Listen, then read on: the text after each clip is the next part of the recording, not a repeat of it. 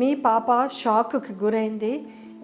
Shock అంటే అనుకోని సంఘటన జరిగింది. ఎవరికైనా ఇంత అనుకోని సంఘటన జరిగితే షాక్‌లోకెళ్ళిపోతారు. షాకే స్లోగా డిప్రెషన్‌కి మారుతుంది. అయితే మీ పాప లో ఏ తప్పు లేదు. కాకపోతే ఆ షాకే తనని అలా చేసింది.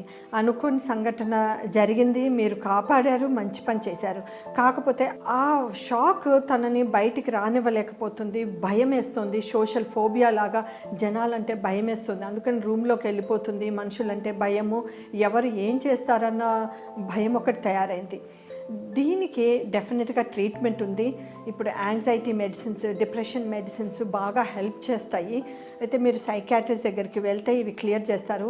At the same time counselling కూడా CBT అని చేస్తారు, కాగ్నిటివ్ బిహేవియర్ థెరపీ అని. సో ఈ ప్రాబ్లం నుంచి ఎట్లా ఓవర్కమ్ అవ్వాలి, ఈ థాట్స్ నుంచి ఓవర్కమ్ అయిపోయి మనం డైవర్ట్ చేసుకొని ముందుకు ఎలా సాగాలి అన్నది ఆ సైకోథెరపీలో నేర్పిస్తారు.